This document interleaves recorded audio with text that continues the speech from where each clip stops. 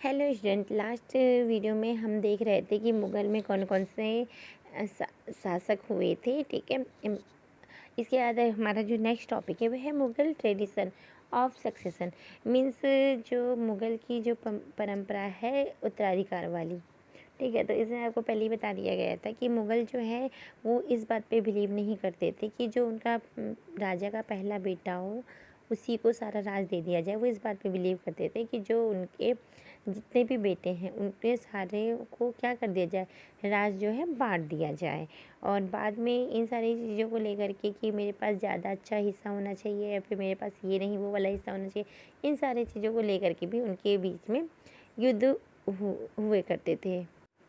Other topic है Mughal relation with other rulers. में जो अदर रूलर्स थे उनके साथ मुग़ल के क्या रिलेशन थे। तो मुग़ल जो थे वैसे इनके विरोध में हमेशा कैंपेन चलते रहते थे, लेकिन जब ये पावरफुल हो गए मुग़ल्स तो बहुत सारे जो शासक थे उन्होंने इनकी सत्ता स्वीकार कर ली। और जैसे कि राजपूत थे, उन्होंने क्या हुआ अपनी डॉटर के साथ मुग़ल जो एम्परर थे उनकी शादी कर ली। इस तरह से अब देखिए जो जहांगीर की माँ थी मदर, वो कछवाहा की प्रिंसेस थी। ठीक है। वो एक राजपूत डॉटर थी। ऐसे ही इसी तरह से शाहजहाँ की जो माँ थी वो भी एक राजपूत की डॉटर थी, वो मेवाड़ की राजकुमारी थी। तो इस तरह से कह सकते हैं मुग़ल्स जो थे वो उन्होंने दर्ज जो थे शासक उनके राजपूत उनके घर शादी का संबंध भी बनाया, जिससे कि वो उनके राज्य में सम्मिलित हो गए। मीन्स मुग़ल के खिलाफ़ नहीं हुए, उन लोगों ने विरोध नहीं किया शादी करने की वजह से। जो सिसोदिया थे मेवाड़ के, उन्होंने बहुत समय तक मुग़लों की जो था उन्होंने रिफ्यूज़ कर दिया मुग़ल की जो अथॉरिटी को एक्सेप्ट करने के लिए। तो एक बार मुग़ल ने जब उनको हरा दिया तो उन्होंने क्या किया, जो लैंड है वो वापस कर दिया। ठीक है। वापस करने के बाद फिर उनके कोई ह्यूमिलेट भी नहीं किया अपने अपोनेंट को, यानी कि जो मेवाड़ के राजपूत थे सिसोदिया थे उनको उनकी इंसल्ट नहीं की और उनको हराने के बाद उनकी ज़मीन उनको वापस कर दी। तो जिससे क्या हुआ कि जो अपोनेंट थे इन्होंने इनके खिलाफ़ फिर विद्रोह नहीं किया। और इस चीज़ को बना के रखना मतलब बहुत ज़्यादा मतलब कठिन था, क्योंकि जो औरंगज़ेब थे, औरंगज़ेब ने क्या किया, शिवाजी का इंसल्ट कर दिया था। तो जिससे क्या हुआ औरंगज़ेब के खिलाफ़ भी युद्ध होना शुरू हो गए थे। लेकिन औरंगज़ेब के जो पहले थे उन्होंने क्या किया था, कोई इंसल्ट नहीं किया था। जिस तरह से उनके जो वो मेवाड़ थे उन्होंने उनके साथ मिल कर के राज चलाया और मतलब उनके एक तरह से उनके अंडर को अथॉरिटी को एक्सेप्ट भी किया इनडायरेक्टली। नेक्स्ट टॉपिक है हमारा मनसबदार एंड जागीरदार। अब ये मनसबदार जागीरदार क्या होते हैं। तो मुग़ल एम्परर जैसे जैसे बढ़ता गया उन्होंने एक्सटेंड के साथ साथ अपने राज में कई सारे लोगों को इन्वॉल्व किया, जैसे कि मुस्लिम थे, अफ़गान, राजपूत, मराठास, अदर ग्रुप जो हैं सबको वो किया। तो ये जो लोग मुग़ल सर्विसेज को ज्वाइन किया इनको मनसबदार कहते थे।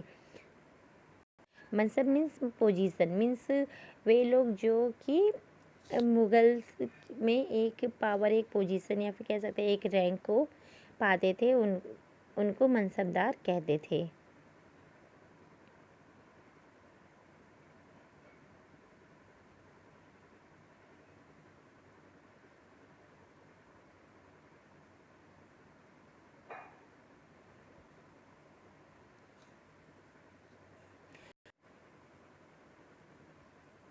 जो ये रैंक थी ये इनकी जात के अकॉर्डिंग होती, मतलब आपके पास मतलब मुग़ल में जो भी मनसबदार थे उनकी जात के जितने ज़्यादा लोग थे, पीपल उनके अंडर में थे, तो उस हिसाब से उनकी सैलरी डिसाइड हुई। ये मनसबदार थे, इनको जो टैक्सेबल लैंड था वो मिलता था, जिसे कि जागीर कहते थे।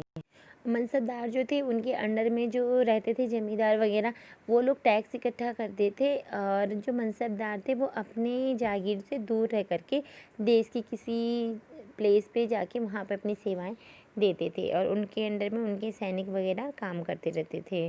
अकबर के टाइम पे जो इन लोग के वेतन था, सैलरी थी और जो टैक्स मिलता था लगभग बराबर था, लेकिन औरंगज़ेब के टाइम तक आते-आते ये सारी चीज़ें बदल गई थी।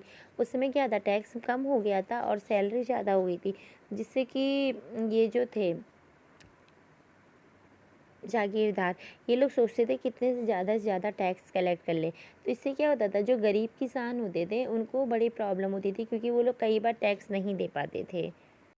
अकबर के टाइम पे जो वहाँ के मिनिस्टर थे, रेवेन्यू मिनिस्टर टोडरमल, उन्होंने क्या किया था, उनकी जो क्रॉप हैं वो पैदा होती थी, उनकी प्राइस वगैरह सब जो है फिक्स कर दिया था। इस तरह से वहाँ पे चीज़ें अकबर के टाइम तक एकदम सही थी, लेकिन औरंगज़ेब के टाइम पे ये सारी चीज़ें जो हैं डिस्ट्रॉय हो गई थी।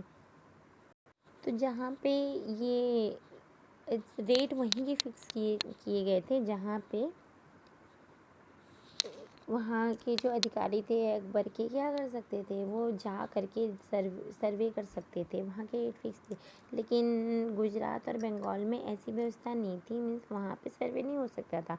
और कुछ जो थे ज़मींदार लोग, वो इतने इतने और जो बड़े किसान थे, रिच पीजेंट, वो इतने ज़्यादा शक्तिशाली थे कि वो क्या एक साथ मिल कर के इनका जो था मुग़ल, इनके खिलाफ़ विद्रोह भी कर सकते थे। 17th सेंचुरी में जो इसी तरह के ज़मींदार थे और जो पीजेंट थे, इन्होंने मिल कर के मुग़ल एम्पायर को चैलेंज किया था। अकबर के क्लोज़ फ्रेंड थे अबुल फ़ज़ल। अकबर ने उनसे वो जो हिस्ट्री है लिखने को कहा था, कि हमारे जो कुल हैं, हमारे वंशज हैं और जो हमारे पूर्वज थे, उनकी हिस्ट्री लिखने के लिए कहा। तो अबुल फ़ज़ल ने 3 उसमें जिल्द जिसे कहते हैं उसमें लिखा था। एक एक में उनके जो पूर्वज थे उनके बारे में लिखा गया था, 3 वॉल्यूम में।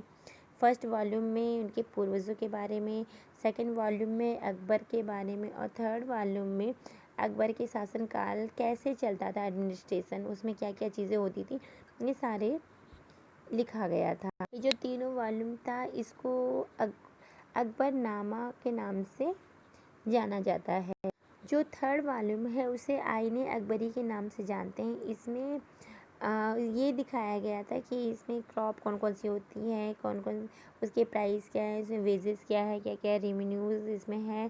तो ये सारी चीज़ें जो हैं आईने अकबरी में इसमें जिक्र किया गया था। नेक्स्ट हमारा टॉपिक है क्लोज़र लुक अकबर्स पॉलिसीज़, मतलब अकबर पॉलिसीज़ के बारे में हम देखते हैं इसमें क्या हुआ था। तो आईने अकबरी है, उसमें इन सब के बारे में ज़्यादा अच्छे तरीके से बताया गया है।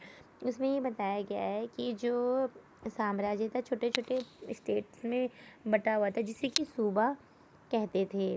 और इसमें जो सूबे में जो वहाँ के रहते थे एम्पायर, उसको सूबेदार कहा जाता था। और जो सूबेदार था वो पॉलिटिकल और मिलिट्री फंक्शंस दोनों संभालता था। और जो फाइनेंशियल ऑफिसर था उसको दीवान कहा जाता था। जो सूबेदार था उसको अलग अलग जो थे ऑफिसर्स, उनको उनकी हेल्प मिलती थी, जैसे कि मिलिट्री पे मास्टर जिसे बख्शी कहते थे, मिनिस्टर इन चार्ज जो रिलीजियस थे उनको सदर कहते थे, और मिलिट्री कमांडर्स जिन्हें फौजदार्स कहते थे, एंड टाउन पुलिस कमांडर जिन्हें कि कोतवाल कहते थे, ये लोग उनकी हेल्प करते थे। अकबर को अलग अलग रिलीजन्स के बारे में जानने में बहुत इंटरेस्ट आता था। अकबर ने एक ही इबादत खाना बनाया था और उनके हर तरह के लोगों को बुलाते थे, जैसे कि उसमें प्रिस्ट भी होते थे, रोमन कैथोलिक भी होते थे, उलेमा भी होते थे, ब्राह्मण्स होते थे, हर तरह के लोग होते थे। तो वो लोग आपस में बैठ कर के और डिस्कस करते थे, बातें करते थे। इन सारी बातों से अकबर को ये पता चला कि जो कट्टर होते हैं उनसे, और धार्मिक के धर्म जो रहता है इनसे अगर बहुत ज़्यादा राज्य के जो लोग हैं उनके ऊपर थोपा जाए तो एक कट्टरवाद हो जाता है, और जिससे कि जनता जो है परेशान हो जाती है। तो वो उनको एक आइडिया है सुलह एक कुल, मीन्स यूनिवर्सल पीस, मीन्स सब जगह क्या होना चाहिए, पीस होना चाहिए, लड़ाई झगड़ा नहीं होना चाहिए। जो अबुल फज़ल थे उन्होंने अकबर की हेल्प की थी कि सुलह कुल बनाने के लिए, मतलब जिसमें शांति व्यवस्था होनी चाहिए, किसी भी जाति धर्म के लोग हों, चाहे गरीब हो अमीर हो कैसे भी, उनके बीच में किसी भी तरह का मतभेद नहीं होना चाहिए। नेक्स्ट हमारा टॉपिक है the Mughal empire in the 17th century and after. तो इसमें ये है कि जो यात्री, विदेशी यात्री जो भारत की खोज में आते थे, तो उन्होंने देखा कि भारत में बहुत ही प्रभावशाली राज्य है, यहाँ बहुत ही समृद्ध लोग हैं, ठीक है। लेकिन इसके साथ साथ उन्होंने ये भी देखा कि जहाँ पे भारत में बहुत ज़्यादा समृद्धि है, सब कुछ है, वहीं पे यहाँ पे गरीबी भी बहुत ज़्यादा है। यहाँ पे जो सोशल डिफरेंसेस बहुत ज़्यादा दिखते थे, मतलब वो सामने दिखते ही थे कि हाँ कि जो रिच है बहुत ज़्यादा रिच हैं और जो पुअर है एकदम बहुत ही ज़्यादा पुअर हैं, इस तरह से। तो जो मुग़ल एम्परर थे और उनके जो मनसबदार थे वो अपनी इनकम का जो बहुत सारा पैसा था वो अपने गुड्स पे वह खर्च करते थे, जिससे कि जो आर्टिज़न और पेजेंट्री थे, ठीक है, जो शिल्पकार और किसान थे बड़े, उनको फ़ायदा होता था। लेकिन वहीं पे जो पुअर थे उनको इतना फ़ायदा नहीं होता था, वो बहुत ज़्यादा गरीब थे और बहुत बार तो ऐसा होता था वो भरपेट खाने का भी इंतज़ाम नहीं कर पाते थे अपने लिए। तो उनके लिए अपने खेतों के लिए टूल्स वगैरह ख़रीदना तो ये बहुत ही मतलब दूर की बात थी, सोच भी नहीं सकते थे। जो मुग़ल एम्परर थे इसमें जो वेल्दी लोग थे वो बहुत ही ज़्यादा एक्सट्रीमली पावरफुल हो गए थे 17th सेंचुरी के आते आते। और जैसे जैसे सत्ता जो है स्लो डाउन होती गई, मतलब इनका पावर कम होता गया, तो वहाँ के जो शक्तिशाली लोग थे, ठीक है, जागीरदार वगैरह, उन्होंने अपने आप को एक free emperor as a free emperor declare कर दिया था। और इनमें से कुछ ने अपने नए वंश भी स्थापित किए थे, जो कि मतलब हैदराबाद एवं अवध जैसे प्रांतों में अपना नियंत्रण जमाया था। उन्होंने अपने आप को बता तो दिया था कि हम एक फ्री एम्पायर है ये वाला एरिया, लेकिन उसके बावजूद उन्होंने जो मुग़ल एम्परर थे उनको ही अपना एम्परर बताया था। उन्होंने बताया था कि हाँ कि ये मुग़ल एम्पायर ही है। तो ओके स्टूडेंट्स, ये हमारा जो है चैप्टर यहीं पे ख़त्म होता है। Thank you.